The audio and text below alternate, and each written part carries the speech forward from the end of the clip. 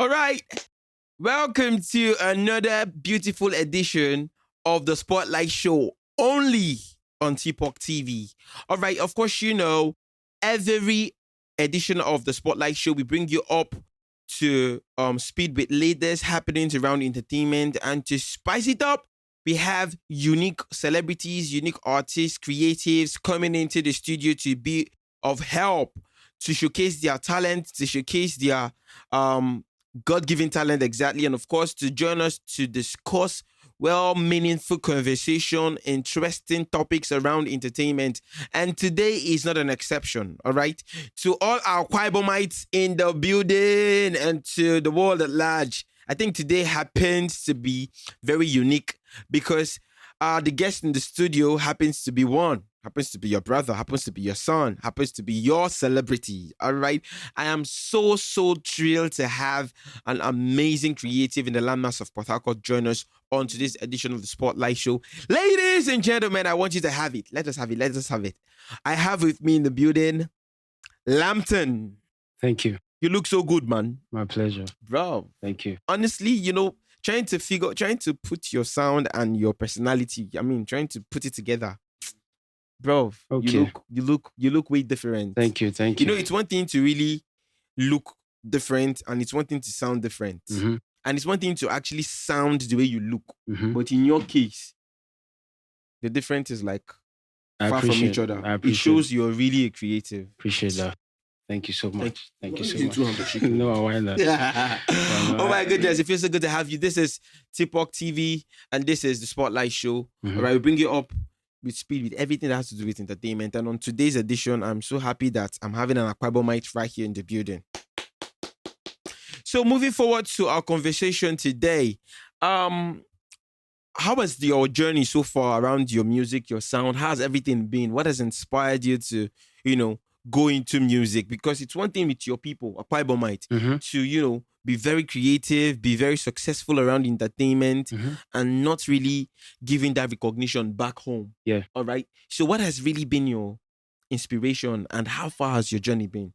Okay, I would say a lot of things. I've been inspired by a lot of things. Okay. And while I was coming up, I listened to music. Mm-hmm. I used to go to like somewhere like a mountain, me and my other brother, to go and write songs. Okay. You understand? So he used to teach me how to write gospel songs back then. Gospel songs. So that was how I was raised with gospel music. So while coming up, like I started having freedom to listen to whatsoever I want to listen to. Okay. So I fell in love with Afrobeat. I fell in love with fella music. So not with the gospel he was trying to teach you? No, I switched. Don't mind me. I see. I'm sorry to cut you short. It seems like you actually played instruments in church, or you're amongst those persons that are in choirs or something. Okay. In my case, I would say that's different.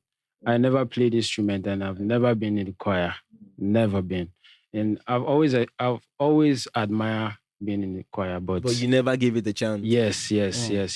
I've never been in the choir, but I've been making music for long, like singing for long, but it hasn't been too long.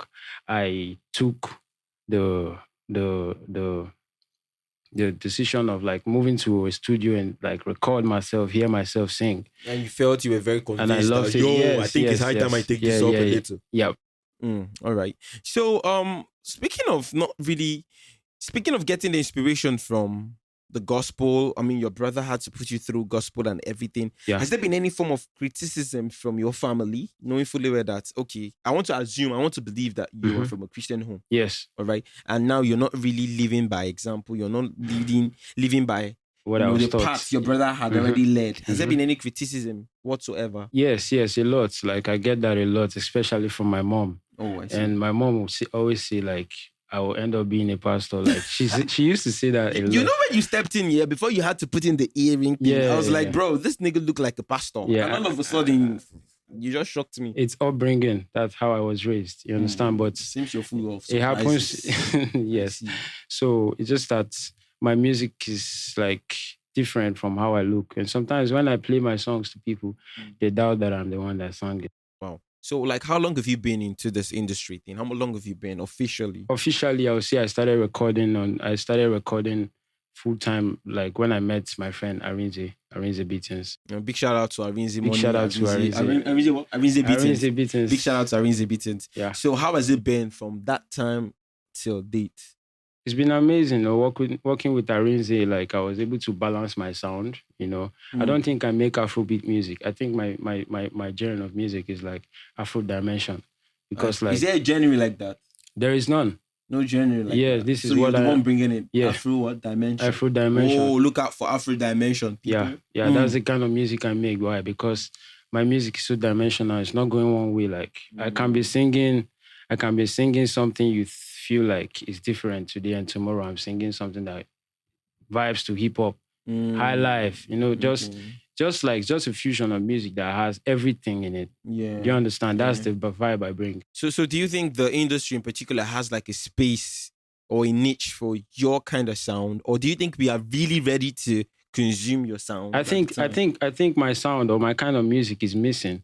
That is where I'm going. That is why I'm here, and that is why I'm here to fill up that space. You get me? I think something is missing about Nigerian music. Like there is no.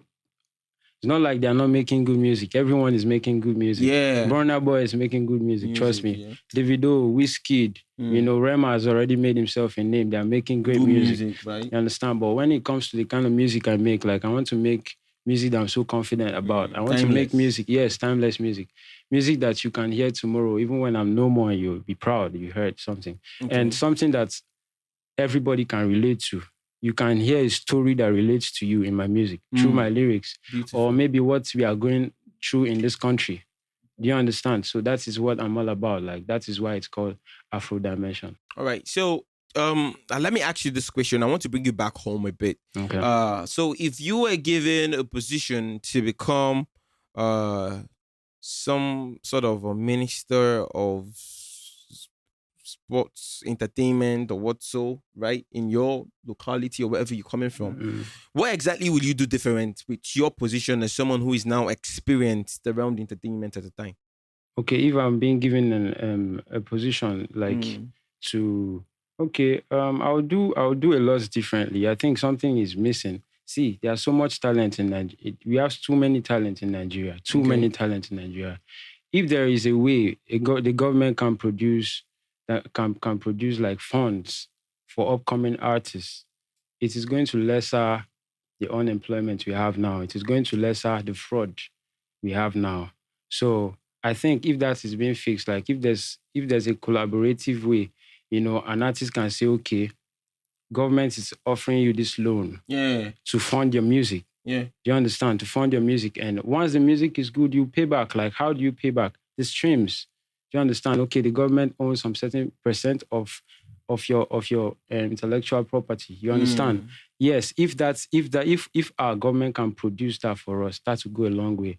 And that's what that's what I would like to fix if I'm in that position to fix it. Wow, you've really spoken so well. Now let's move into your sound, your music in particular. All right. Haven't heard a bit of your song today. I mean, I was really touched. It was really amazing. If I really need to give you my honest input, it was really amazing. And it was sounding so much like you are an activist. You're lending your voice out to people. Yeah. Having this fella kind of vibe thing. Maybe the new school fix of how fella should sound in in current 2024 and all of that. So what really pushes you to take that particular route in the music thing and not doing the regular love, money, bragging right kind of sound? What really pushes you to do that? Okay, right now in Nigeria, and like we all know what we are going through in this country, and being a son of the soil, and I know what it feels like to be a Nigerian because I was raised in this country. And I love this country so much. Like I have friends that are just telling me, or they're always talking about leaving. Yeah. They always want to leave. They always something they call jackpot. They want to just go somewhere else, and they feel like there's a bread out there that they cannot have here. But I see a future in Nigeria. I see so much in this country. That is why it gets to me. When something is going wrong, that is why I sing about it. Yeah. Do you understand? And I'm so confident to say, this is my truth. And it is powerful. Like, it is powerful that I can use my voice. Yeah. Do you understand? I can use my voice to talk to my government. I can use my voice to talk to these leaders for them to like re-amend and do things right. That is why I am making the kind of music I make. That is why in every of my lyrics, you always hear something that is relevant, something that is happening. Yeah. So it's not like I don't make love songs. I have love songs I've produced. I've recorded love songs. Me and Arinze, we've done that. Yes, we have leads of records, but I'm personal about correcting things and like, laying out the truths to the people. I want to be the voice that people can believe in. Yeah. You understand? I want to be the voice, and that is what my music should represent. That is what I stand for. So it's not really being an activist or something. Like, I just want to like be able to point out something that my people are going through and let these people know, if they are not aware enough, to see that Nigerians are suffering, to see that Nigerians are really going through hard times. Yeah. So, speaking of which, who really inspires you in the industry? I mean, who do you feel like every day when I want to write a song, produce, or listen to a song, it has to be this particular artist? Okay. Who exactly is that? But when it comes to inspiration, I draw inspiration from a lot of artists, a lot of great musicians, I'm inspired by Kanye West's confidence. Like, I love him so much. I love Kanye West's work, his art. When it comes to like full-time music, Kanye West. All right. I love his confidence. Like, his confidence has given me confidence to do the kind of music that I make, because Kanye West is that artist that can tell you no, that can say no and not doesn't give a damn of like the consequences that comes with that no. So that's the kind of energy I'm getting from listening to Kanye West. So, and secondly, if you want to talk of like being inspired in Nigeria or Africa, I listen to Fela a lot. I listen to our people they call top big three. I listen to David Wiz. I have a song that is inspired by Davido. I have a song that is inspired by Burna. I have a song that is inspired by Wiz. Right now, as I'm talking to you, you get me? I just have to meet these people and make this music. I've already I'm inspired by these people and I enjoy their music, and I love Omale. You understand? I love Omale's music, and yeah, I'm inspired by my environment and what is happening currently every time in life. Yeah.